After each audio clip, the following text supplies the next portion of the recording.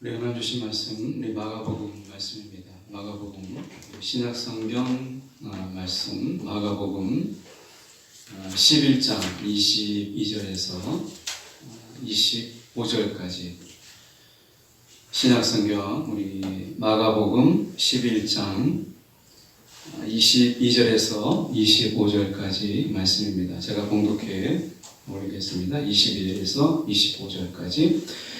예수께서 그들에게 대답하여 이르시되 하나님을 믿으라. 내가 진실로 너에게 이르노니 누구든지 이 산더러 들리어 바다에 던져지라 하며 그 말하는 것이 이루어질 줄 믿고 마음에 의심하지 아니하면 그대로 되리라. 그러므로 내가 너희에게 말하노니 무엇이든지 기도하고 구하는 것은 받은 줄로 믿으라. 그리하면 너희에게 그대로 되리라. 25절 서서 기도할 때 아무에게나 혐의가 있거든 용서하라. 그리하여야 하늘에 계신 너희 아버지께서도 너희 허물을 사하여 주시리라 하시니라. 아멘. 오늘 이 말씀 가지고 의심을 걸러내는 기도라는 제목으로 함께 말씀을 나누기를 원합니다.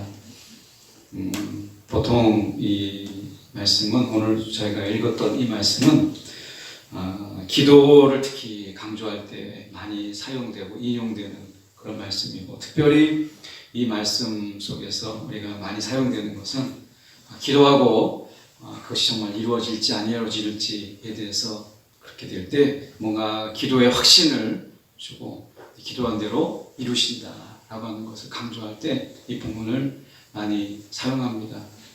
그것이 우리가 분명히 한쪽으로 치우친 본문의 해석이긴 하지만 그렇다고 해서 그것이 틀렸다 이렇게 보기는 어렵겠습니다. 그렇지만 저희가 본문은 22절부터 시작되는 게 아니라 사실은 우리가 20절부터 시작이 됩니다. 사실은 그 앞에 우리가 12절에 보시면 이렇게 말씀하죠. 예수께서 시장하신지라 멀리서 잎사귀가 있는 한 무화과 나무를 보시고 혹 그 나무에 무엇이 있을까 하여 가셨더니 가서 보신즉 잎사귀 외에 아무것도 없더라. 이는 무화과의 때가 아님이라 라고 이야기합니다. 한편으로는 무화과가 굉장히 말할 수 있다면 굉장히 억울할 것 같아요. 왜냐하면 자기 때가 아닌데 무화과에서 얻을 게 아무것도 없으니까.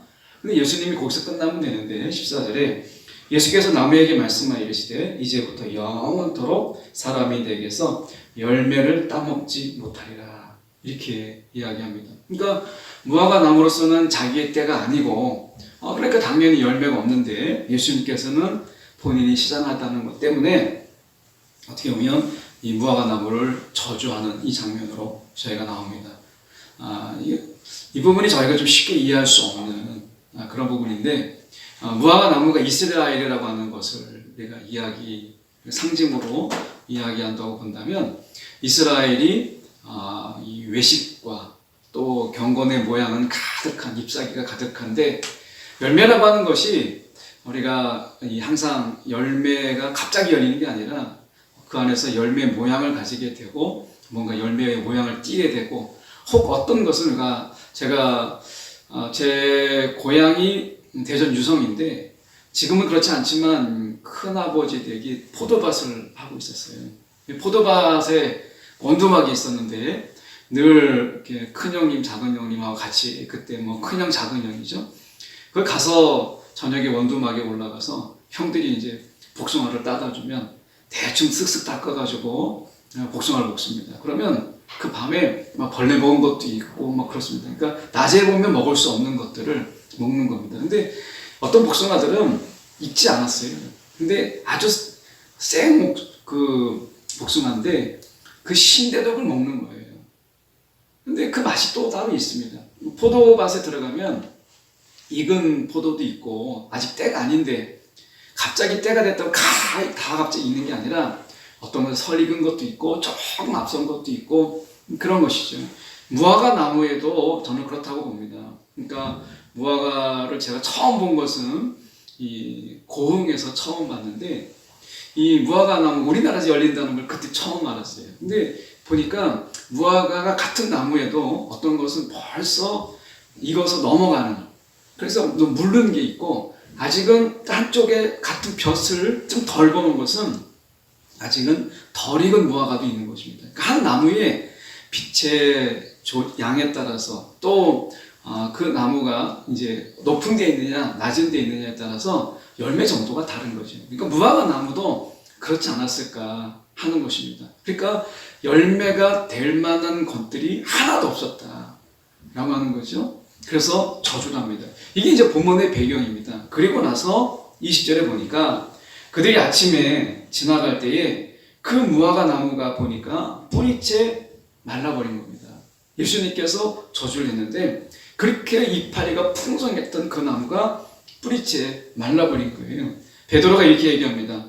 베드로가 생각이 나서 여짜옵되 랍비여 보소서 저주하신 무화과 나무가 말랐나이다. 이 말의 배경이 뭐죠? 예수님께서 말씀하신 그대로가 되었습니다. 정말 과연 그렇게 되었군요 라고 하는 겁니다. 그러니까 이것을 보기 전까지는 베드로가 어떻게 했다는 거예요? 자기의 마음이 들킨 거죠. 그러니까 쉽게 말하면 베드로가 그 나무가 마른 것을, 뿌리채 마른 것을 보지 않았을 때는 예수님이 저주한다고 해서 이파리가 풍성한 무화과 나무가 그렇게 그냥 하루 이틀에 그렇게 나무가 죽을 수 있을까? 왜냐하면 그들이 아침에 지나갈 때에 이렇게 돼 있으니까 어떻게 보면 그 다음날일 수도 있고 그 다음날일 수도 있는데 어쨌든 가까운 시일 내입니다. 그러니까 그렇게 본다면 아침이라고 한다면 우리가 상식적으로 본다면 그 다음날 아침이라 될 수도 있는 거죠. 그러니까 그 생각이 나서 보니까 진짜 마른 거예요. 그러니까 베드로가 믿지 않았다는 거예요. 예수님이 여전히 말씀하신 것이 진짜로 그렇게 되겠어? 무화과 나무가 마른다고 해서 뿌리째 그대로 진짜 마르겠어? 라고 하는 거죠. 베드로가 여기에서 정말 예수님이 말씀하신 대로 그대로 되는구나 라고 하는 것을 말씀하시는 배경 속에 있습니다. 오늘 우리가 이 본문에서 배경 속에서 예수님 말씀이라면 그분은 정말 그대로 될까? 예수님의 말씀대로 될까? 라고 하는 우리가 이런 한편의 의심이 있잖아요. 그러니까 예수님을 따랐던 많은 자들도 다 믿은 건 아니에요. 베드로도 그랬으니까. 저는 베드로의 의심이 우리 가운데 위로를 준다고 봐요. 말씀하신 그대로 과연 그대로 되어질까? 라고 하는 그런 말씀에 대한 의심이라는 것이 우리 가운데 있잖아요. 실제로 보면 과연 그렇구나 하는데 그 되어진 것과 또 다르게 또 다른 어려움이 있을 땐 정말 말씀대로 되어질까? 라고 하는 늘 의심이 우리를 따라다니는 것을 보게 됩니다. 자, 22절에 예수님께서 베드로를 비롯해서 베드로는 늘 제자들의 대표예요. 그러니까 제자들이 베드로가 의심했다는 이야기는 제자들도 의심했다는 이야기예요. 그래서 예수님 22절에 그에게 라고 말하지 않고 그들에게 라고 말하는 것은 베드로뿐만 아니라 그 제자들까지 다 의심하고 있었다는 것을 말씀하고 있는 거죠. 그래서 예수님이 베드로나 그 제자들에게 이르시되 하나님을 믿으라 라고 얘기했어요. 이게 정말 아이러니하잖아요. 하나님을 믿지 않았다면 예수님을 왜 따라다녔겠어요? 그러니까 예수님이 지금 하나님을 믿으라 라고 하는 이 말은 제가 만약에 예수님의 제자라고 한다면 하나님을 믿기 때문에 하나님이 보내신 자라고 하는 것을 적어도 믿기 때문에 예수님을 따라간 거잖아요. 그런데 예수님이 지금 우리가 마가복음이 총 16장인데 지금 11장입니다. 거의 끝나가는 장인데 그런 중에 제자들에게 또 이야기하는 거예요. 하나님을 믿으라 라고 하는 거죠. 믿음의 싸움은 끝이 없다. 우리가 늘 이 세상을 살아가는 동안에 믿음의 싸움은 늘 있다라는 거예요. 저는 제자들을 통해서 위로함을 우리가 받을 필요가 있다는 거예요. 난 믿음이 적어. 난 믿음이 정말 없어. 정말 신앙생활을 오래 했는데 왜 이렇게 나는 믿음이 없지? 라는 부분에 대해서 우리가 자괴감을 갖거나 우리가 절망감을 가질 필요가 없다는 거예요. 예수님을 따라다니는 베드로조차도 정말 하나님 말씀대로 예수님 말씀대로 정말 그대로 되겠어? 라고 했다는 거죠. 그런 의미에서 어떻게 보면 그들은 여전히 의심이 있었고 믿음과의 싸움이 늘 있었다라고 하는 거예요. 근데 제가 주목하고 싶은 것은 뭐냐면 예수님께서 제자들에게 나를 믿으라라고 하지 않고 하나님을 믿으라라고 얘기했다는 것이 좀 저희가 생각해 봐야 될 부분이에요. 그러니까 지금 예수님이 말씀하신 것이 정말 그대로 되고 있나? 라고 하는 것을 의심한 것은 하나님을 의심한 게 아니라 예수님이 말씀하신 것을 정말 그대로 될까라고 하는 것이기 때문에 어쩌면 예수님께서는 그들에게 대답하여 이르시되 나를 믿으라라고 이야기해야 되는데 하나님을 믿으라라고 이야기했다라고 하는 것입니다. 이 점이 저희가 좀 더 생각해 봐야 돼요. 자, 이 부분을 말씀하신 의도가 있는 거죠. 23절에 이렇게 말씀합니다. 내가 진실로 너에게 이르노니 누구든지 이 산더러 들리어 바다에 던져지라 하며 그 말하는 것이 이루어질 줄 믿고 마음에 의심하지 않냐면 그대로 되리라 라고 이야기합니다. 저는 이 말씀을 늘 읽을 때마다 참 이 세상에 진짜 믿음 있는 사람은 아무도 없구나 이런 생각을 진짜 많이 합니다. 왜냐하면 지금 말씀대로 한다면 산더러 들리어 바다에 던져지라 하면 그대로 돼야 되는데 산이 여전히 산도 있고 그리고 바다는 바다로 있다는 거예요. 어떤 스님의 이야기를 하지 않더라도 산은 산이요 들은 들이요 라고 이야기하잖아요. 어쩜 우리가 생각해 볼 때 지금 보면 산더러 우리가 바다에 던져지라 하면 이런 믿음만 있다면 지금 수많은 산들이 다 바다에 던져져야 되는데 이거를 테스트를 안 해서 그런지 아니면 그만한 믿음이 없어서 그런지 이런 일들이 일어나고 있지 않고 뉴스에 나오고 있지 않다는 것은 어쩌면 이 시대에 정말 사람들이 믿음이 없어서 다행이다. 정말 많은 사람이 믿음이 있었다면 산들은 아마 하나도 없을 거다 생각이 들어요. 우간다를 갈 때 이 캄팔라에서 이 아주마니까지 갈 때 일정한 지역을 벗어나면 산도 보이지도 않고 계속해서 끝도 없는 땅을 지평선이 다 보이는 것은 몇 시간 이상씩 달립니다. 그럴 때마다 우리나라가 참 좋다라는 생각을 해보게 돼요. 산도 있고 또 경치도 중간에 있고 산에 여러 가지 모양도 있고 그 속에서 피는 야생화나 나무들도 있는데 그런 게 없는 거예요. 그냥 들판을 계속해서 달립니다. 정말 삭막합니다. 어쩌면 우리 가운데 지금 23절의 말씀 속에서 두 가지를 저희가 봐야 됩니다. 첫 번째는 오늘 그 말하는 것이 이루어질 줄 믿고 라고 이야기합니다. 그 말하는 것, 다시 말하면 이 말의 무게를 이야기하는 것입니다. 아마 많은 예화로 이야기를 쓰고 있기 때문에 어쩌면 여러분도 한 번 정도는 들어보지 않았을까 싶습니다. 저는 이렇게 전에 이 이야기를 쓴 적이 없어서 저에게 들어본 적은 없지만 아마 다른 데서 또 방송에서 이 예화는 많이 회자되고 있는 것이기 때문에 한번 전해봅니다. 혹시 들으셨다면 이해해 주십시오. 작은 시골 천주교회의 주일 미사에서 신부를 돕던 아주 한 소년이 있었습니다. 근데 이 소년이 실수를 해가지고 제단의 성찬으로 사용할 포도주를 이 포도주 그릇을 떨어뜨려 버렸습니다.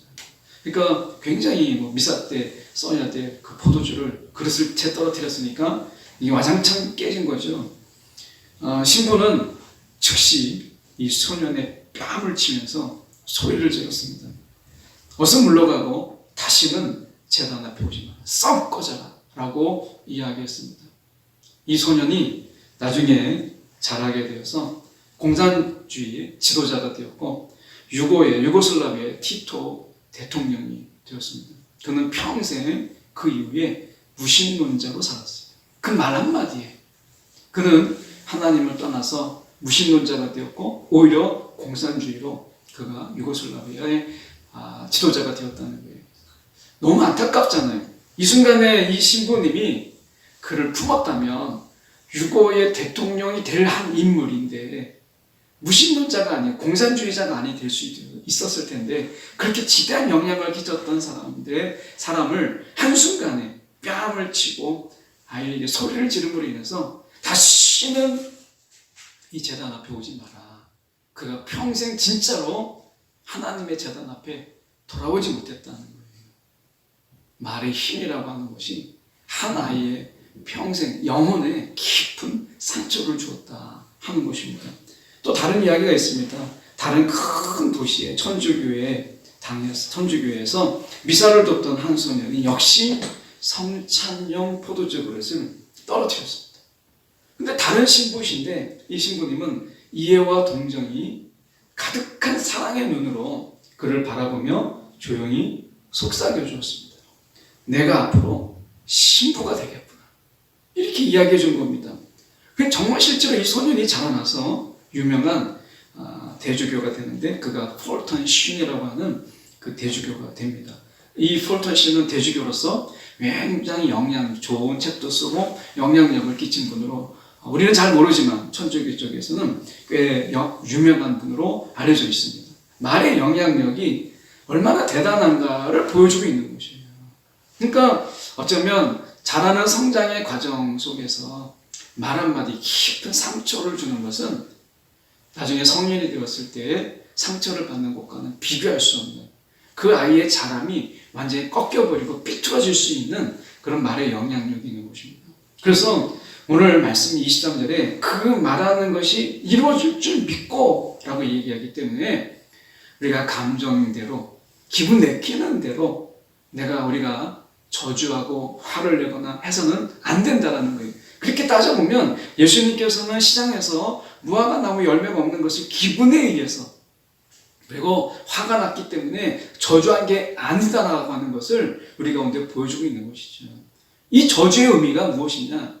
이스라엘에 대한 강력한 경고이고 이스라엘에 대한 안타까움을 보여주고 있는 것이 한 예표적으로. 그러니까 기분에 나빠서 시장하기 때문에 그렇게 한 게 아니었다라고 하는 것을 보여주고 있는 것입니다. 자, 그렇게 본다면 오늘 우리의 말은 우리가 어떻습니까?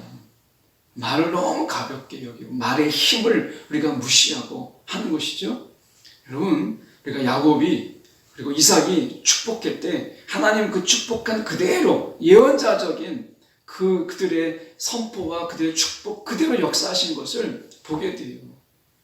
오늘 우리가 우리에게 하나님께서 축복할 수 있는 그런 축복의 기도를 할 수 있고 다른 성도들을 위해서 간구할 수 있고 중보할 수 있는 이 엄청난 것을 우리 가운데 주셨어요. 엄청난 능력이고 이것은 사실 엄청난 권세입니다. 그런데 우리가 이것을 어떻게 사용해요?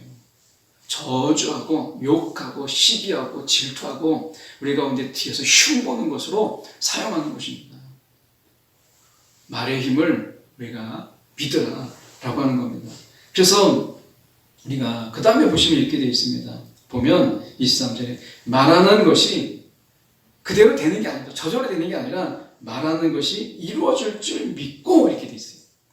왜 예수님께서 하나님을 믿으라 나를 믿으라고 하지 않고 왜 하나님을 믿으라고 말씀했냐면 우리가 말하는 것을 이루신 이가 누구냐? 하나님이시기 때문에 그런 거예요. 그래서 말씀을 이렇게 전해요. 우리가 보면 그 말하는 것이 이루어질 줄 믿고 누가 이루신다는 거예요? 하나님이. 너희가 말하는 것을 하나님이 이루시게 하신다는 거예요. 우리가 우리의 말이 그냥 사람의 말로 끝나지 아니하고 증인이 되고 증언이 되고 우리가 예수님을 하나님을 믿는 자의 자녀의 말이 되도록 하게 하는 이가 하나님이시다 라고 하는 것입니다. 그래서 시편 57편 2절의 말씀에 보면 내가 지존하신 하나님께 부르짖으며 곧 나를 위하여 모든 것을 이루시는 하나님께로다. 이렇게 얘기합니다. 시인은 분명히 이야기합니다. 내가 지존하신 하나님께 부르짖으며 그가 부르짖었는데 나를 위하여 내가 창피를 당하지 아니하고 내가 부끄러움을 당하지 아니하도록 나를 위하여 우리가 이루시는 모든 것을 내가 말한 모든 것을 이루시는 이가 누구냐? 하나님께로다라고 이야기합니다. 그래서 예수님께서는 나를 믿으라고 말하지 않고 분명히 우리가 하나님을 믿으라고 말씀하신 거예요. 우리가 말한 것, 기도로 선포한 것, 때로는 우리 가운데 말씀을 붙잡고 선포한 것을 주님께서 하나님께서 들으시고 하나님이 이루시는 거예요. 그래서 이루어질 줄 알고 믿으라 이렇게 말씀한 것입니다. 여러분 오늘 하나님이 우리가 말하는 것을 또 말하게 하시는 것이 있죠. 성령 안에서 기도 중에 우리 하여금 입술이 열리게 하고 마음이 열리게 해서 우리 가운데 선포하게 하고 말하게 하는 것도 있습니다. 이것을 이루시는 이가 누구시냐? 하나님이시다 라고 말씀하고 있는 것입니다. 에베소서 1장 11절에 우리가 보면 여기도 이렇게 말씀합니다. 모든 것을 뜻하신 대로 이루시는 하나님께서 모든 것을 뜻하시는 대로 이루시는 하나님께서 당신의 계획을 따라 우리를 미리 정하시고 택하셔서 그리스도를 믿게 하셨습니다. 그리스도를 믿게 하신 그분이 오늘 뜻하신 대로 이루시는 것이에요.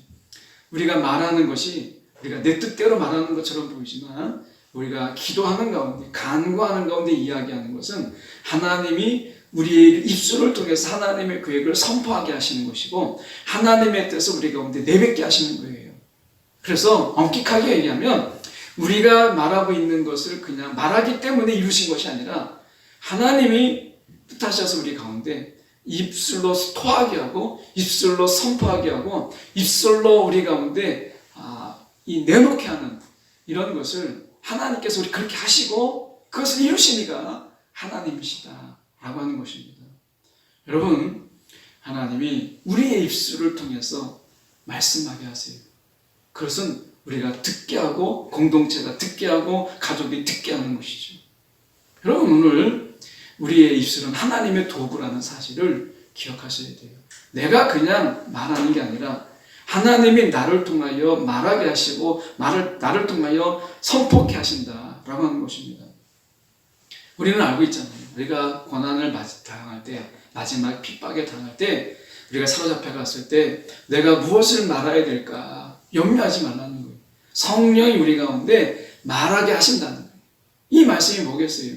우리가 우리의 입술이 성령의 도구요, 하나님의 도구가 된다라는 것을 말씀하는 거죠. 여러분, 우리가 그래서 기도하는 중에 또 하나님 우리 가운데 감동을 주시는 가운데 여러분 성도나 또는 가족이나 지체들에게 여러분 선포하는 일을 주저하지 마십시오.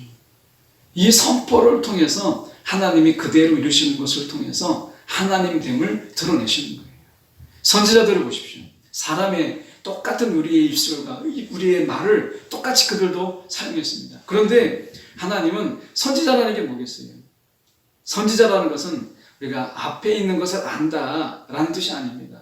선지자라고 하는 것은 원래 의미는 하나님을 대신한다라는 것이 선지자입니다. 그러니까 앞일을 안다가 아닙니다. 선지자라는 것은 하나님을 대신하는 자다라는 거예요. 그러니까 하나님이 어떤 것을 대신하겠어요? 하나님의 입술, 하나님의 이 말, 하나님의 말을 대신하는 거예요. 그래서 우리가 말하는 것은 하나님이 말하게 하시는 것이죠. 그리고 그것을 이루시는 것입니다. 여러분, 저와 여러분이 이 시간에 정말 간구했으면 좋겠어요. 하나님, 내 입술이, 내 혀가 하나님의 도구가 되게 하여 주시옵소서. 우리가 방언이라고 하는 것을 보면 이 방언이라는 것을 영어 성경에 tongue이라고 되어 있습니다. 혀라는 말이죠. 여러분, 하나님이 우리의 혀를 주관하셔서 하나님의 말을 하게 하는 것을 방언이라고 하는 것입니다. 그러니까 여러분, 우리가 하나님께서 우리 입술을 사용하고 우리 혀를 통해서 하나님의 일을 선포하는 거예요. 그리고 하나님이 그 일을 이루시는 거예요. 그래서 얼마든지 우리가 하나님의 도구가 될 수 있다라고 하는 것입니다. 그래서 23절은 이런 뜻이 되는 거예요. 누구든지 하나님께 사로잡힌 자는, 이런 뜻이, 이 말이 생략된 거죠. 누구든지 하나님의 말의 도구가 되고 말씀의 도구가 된 자가 선포하기를 이 산더러 들려 바다에 던져지라고 말하는 자가 있다면, 하나님이 그렇게 말하게 하였다면 반드시 그 말하는 것이 하나님께서 이루어지게 할 것이다 라고 하는 것입니다. 여러분, 우리는 제정신이라면 산더러 바다에 던져지라, 이성적인 말로는 할 수 없는 거죠. 근데 하나님은 우리의 이성을 넘어서 말씀하게 하세요. 제가 좋아하는 예화 중에 하나가 그 전도 예화이긴 한데, 그런 예화가 있습니다. 한 장로님이 늘 자기가 누구 앞에 가서 장로입니다, 내가 예수를 믿습니다 라는 말을 한 번도 해보지 못했던 장로님이 계셨습니다. 근데 이 장로님이 한 번은 전도에 대한 도전을 받은 거예요. 막 성도들도 전도를 하고 사람들이 전도를 하는데, 야, 내가 장로가 되었는데, 신앙의 경륜이 많아지면서 장로가 되었는데 자기가 예수를 믿으세요라고 한 번도 해본 적이 없어서 이분이 이제 작정을 하고 새벽에 나와서 기도하다가 말을 실수해버렸어요. 하나님, 금년에 100명을 내가 전도하게 해주세요. 한 겁니다. 이분이 이야기한 것은 100명을 데려다가 앉히게 해주십시오. 이렇게 됐습니다. 그러니까 100명에게 말하는 게 아니라 100명을 앉히려면 얼마나 많은 사람에게 이야기를 해야 되겠어요. 근데 한 해가 지나갔을 때 그분에게 놀랍게도 103명이 그를 통해서 이 교회에 등록을 한 거예요. 이분이 깜짝 놀란 거예요. 내가 말한 것이 정말 이루어질 줄 몰랐다는 거예요. 그건 그가 이야기한 게 아닙니다. 하나님이, 성령이 그로 하여금 선포케 하시고 그 말하는 것을 이루게 하시는 것입니다. 저의 삶 속에서도 그런 일이 있어요. 아마 여러분의 삶도 마찬가지입니다. 그러니까 제 삶 속에서 제가 이성적으로는 선포할 수 없는 말이 그것을 선포케 하셨고, 글쎄 제가 책임지도 못할 말을 하는 것이죠. 그런데 하나님이 나중에 성령이 그것을 나로 하여금 하게 하신 거고, 그 순간 내 입술은 성령의 도구였다는 거예요.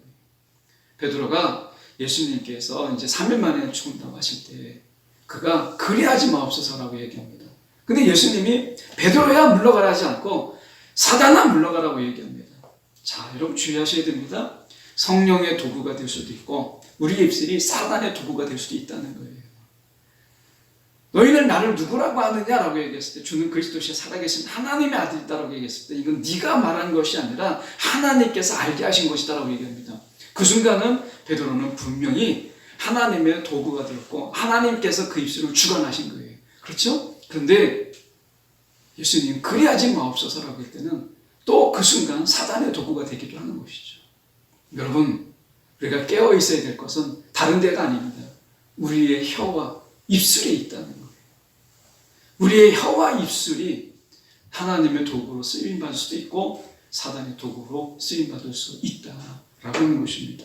오늘 모쪼록 우리 모두가 이 말씀을 듣고 또 우리가 이 속에 우리가 예배드리는 모든 분들이 우리가 하나님의 도구가 되어 성령의 도구가 되어서 하나님의 입술로 우리가 전해지는 그런 자가 되기 원합니다.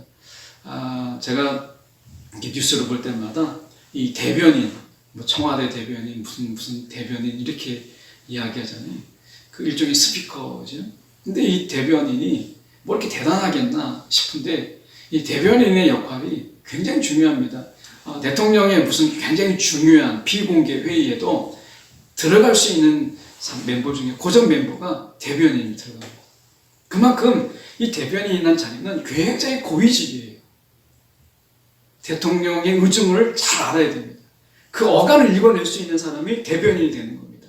말한 그대로를 전하는 게 아니라 어간을 읽어내고 마음을 읽어내서 그것을 말할 수 있는 자가 대변인이 되는 것입니다. 여러분, 우리가 하나님의 대변이라는 거예요. 놀랍잖아요. 얼마나 큰 은혜예요. 우리가 하나님의 대변인, 하나님의 마음을 알아야 되고 하나님의 뜻을 알아야 되고 하나님의 말씀의 그 한간을 이해할 수 있는 자가 되어야 된다라고 하는 것입니다. 자, 그래서 하나님을 믿으라 라고 하는 거예요. 하나님을 깊이 우리가 알고 친밀해지라 라고 하는 것이죠. 24절의 말씀에 보면 이렇게 이야기합니다. 23절 하반절에 보시면 마음에 의심하지 아니하면 그대로 되리라 라고 이야기합니다. 여러분, 의심이라고 하는 부분을 우리가 늘 우리가 생각해 보지 않을 수 없다라는 것입니다. 첫 번째, 의심이라는 부분은 야고보서 4장 3절의 말씀에 보니까 구하여도 받지 못하면 정욕으로 쓰려고 잘못 구하기 때문이라 라고 이야기합니다. 의심이라고 하는 것은 내가 잘못 구하는 거예요. 그 내가 잘못 구하는 것입니다. 잘못된 생각으로, 잘못된 마음으로, 삐뚤어진 마음으로 하나님의 뜻이 여기 있는지를 아는데 내가 잘못 구하는 거예요. 요나를 보십시오. 하나님의 뜻은 니느웨 성에 가서 전하라 라고 하는 것인데 그는 그렇지 않았잖아요. 여러분, 우리가 잘못되는 것, 잘못된 마음으로, 잘못된 생각으로, 이게 의심입니다. 또 하나 우리가 생각해 볼 수 있는 것은 믿음의 부족이에요. 14장 마태복음 14장 31절의 말씀에 보니까 예수께서 즉시 손을 내밀어 그를 붙잡으시며 이르시되 믿음이 작은 자여 왜 의심하였느냐. 자, 의심이라고 하는 게 뭐냐? 믿음이 작은 것입니다. 여러분, 저와 여러분이 우리가 믿음이 있다는 거 참 중요하죠. 근데 믿음의 분량을 자꾸 키워나가는 것이 필요합니다. 믿음의 양이 점점 많아지는 것이 중요한 것이에요. 이런 생각을 해봅니다. 우리가 믿음의 분량이 작을 때, 믿음의 양이 작을 때, 여러분, 우리가 작은 바람에도 휩싸이게 되고 풍랑에도 휘말리게 돼요. 우리가 잘못된 길로 갈 수 있는 여지가 많다라고 하는 것입니다. 그래서 여러분, 우리가 의심하지 말라라는 이야기는 우리의 믿음의 부족과 싸우라는 거예요. 내 믿음의 양이 점점 많아지도록 우리가 그렇게 하라는 것입니다.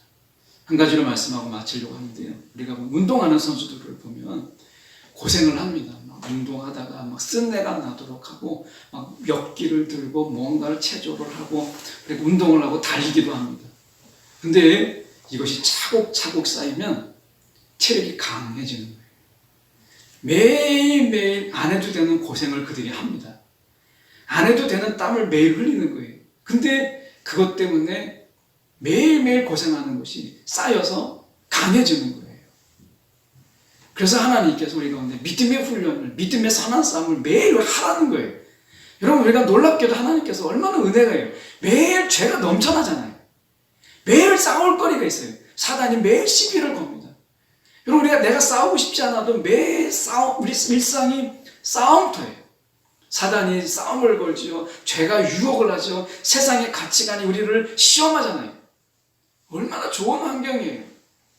여러분, 내가 믿음이 정말 분량이 늘어나고만 하려고 한다면, 마음 먹으려고 한다면 이렇게 좋은 풍토가 없어요. 이렇게 좋은 자리가 없습니다.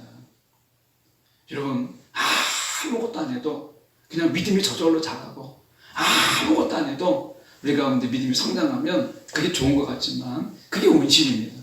하나님은 우리를 온실에 두지 않길 원하세요. 그래서 이 세상에 우리를 침투시켜 놓으시고 우리가 그 속에서 자라게 하시는 거예요. 놀랍게도 하나님의 은혜입니다. 매일 싸울 게 있고 매일 내가 선한 싸움을 할 수 있는 적들이 있다는 것, 이게 은혜입니다. 저와 여러분이 오늘도 믿음의 분량을 더 크게 하시기 위해서 우리를 이곳에 여전히 두고 계시고 매일 싸울 거리가 있도록 매일 적들이 있고 우리의 상대가 있다는 것, 이게 감사한 겁니다. 저와 여러분이 이 은혜를 누리는 그런 저와 여러분 되기를 간절히 소망합니다. 기도하겠습니다. 사랑이 많으신 하나님 아버지, 이 시간에 기도합니다. 오늘도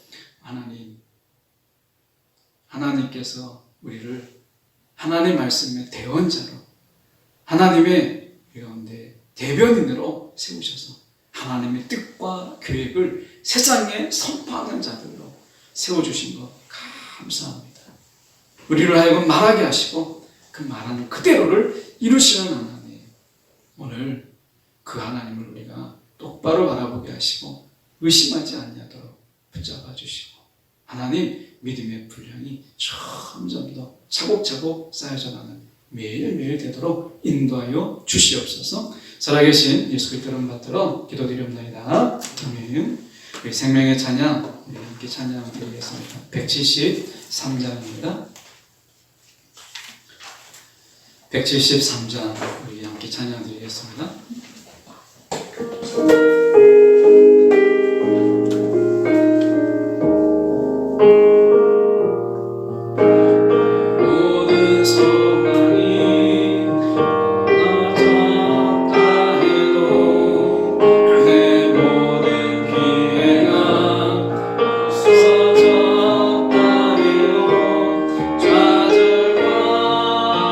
절망이 나의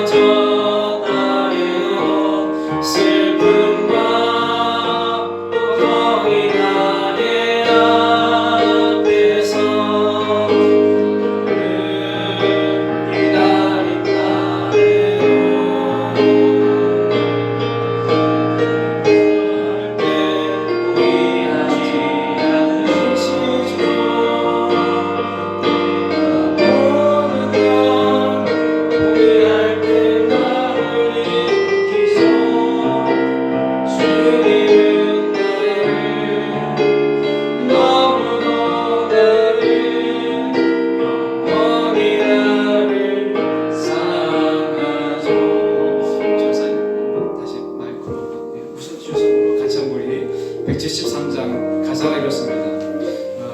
내 모든 소망이 끊어졌다 해도 내 모든 기회가 없어졌다 해도 좌절과 절망이 나의 앞에 나를 기다린다 해도 내 모든 희망이 사라졌다 해도 거기가 끝이 아님을 이야기합니다. 우리가 다시 한번 이 찬양 함께 같이 불러보겠습니다. 내 모든 소망이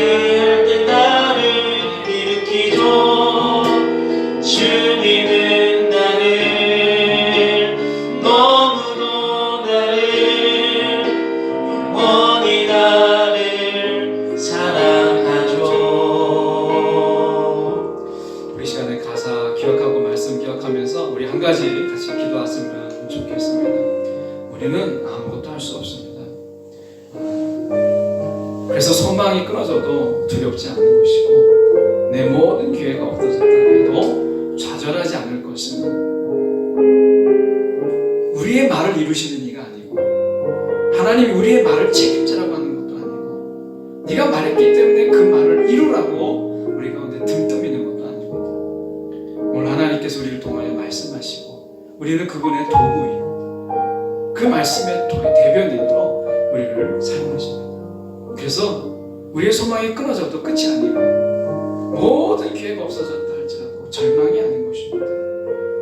우리 앞에 절망이 기다린다 할지라도 희망이 사라지지 않는 것은 오늘 주님이 우리와 함께 하시기 때문에 그분이 우리를 포기하지 아니하시고 그분이 우리를 통하여 말하신 것을 그분이 다시 거두지 아니하시기 때문에 그렇습니다. 이 시간 우리 함께 기도했으면 좋겠습니다.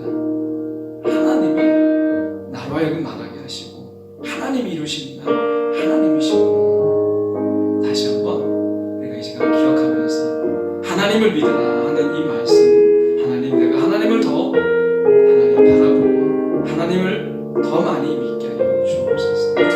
세상 속에서 매일 싸울 수 있는 이것이 하나님 불편이 되지 않게 하시고 우리의 믿음을 더 강하게 할 수 있는 최적의 조건 속에 우리를 두셨음을 감사하는 함께 하나님 앞에 이런 기도 함께 드리겠습니다. 사랑에 많으신 하나님 아버지 주님 이 시간에 기도합니다. 아버지 하나님이여 하나님을 믿으라.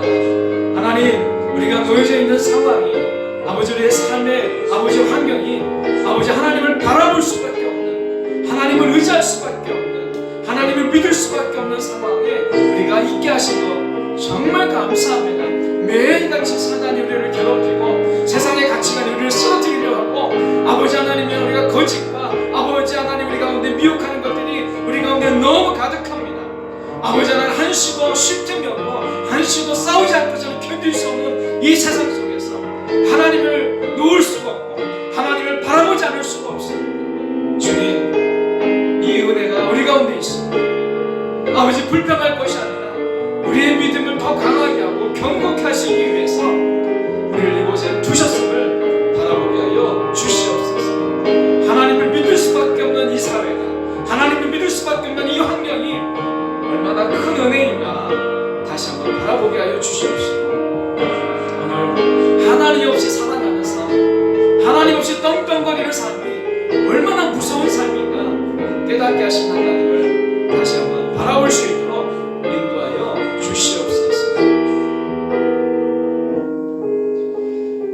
위대하신 하나님 아버지, 우리를 천사보다 조금 못하게 하시고 세상 사람들보다 조금 우리가 못하게 하셔서 하나님 없이는 살 수 없는 사람들로, 하나님 그렇게 부족한 자로 우리를 세우신 것 참 감사합니다. 오늘도 우리의 삶 속에 참으로 미련하고 절망하고 좌절하고 실망함으로 인해서 내가 아닌 하나님을 바라볼 수밖에 없는 자로 불러주신 것 참으로 감사합니다. 하나님 없이 살 수 없는 인생으로 불러주시고 세상 속에서 사단의 수많은 공격과 그리고 죄악의 미혹과 세상의 가치관의 손짓을 우리가 늘 견디면서 어렵게 하나님을 더 바라볼 수 있도록 붙잡아 주신 것 감사합니다.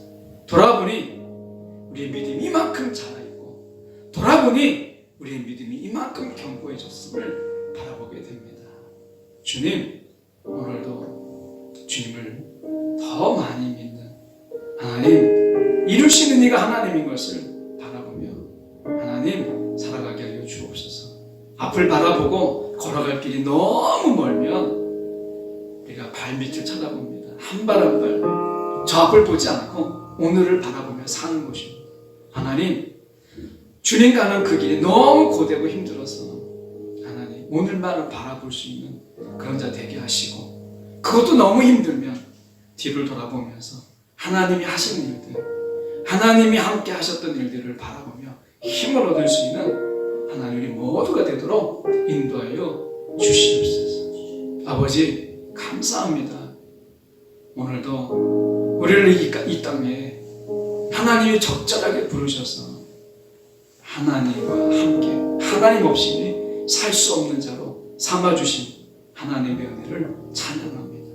오늘도 이 저녁 하나님 때문에 마음이 평안하게 하시고 하나님 때문에 오늘 위로를 얻는 이 저녁이 되도록 인도하여 주시옵소서.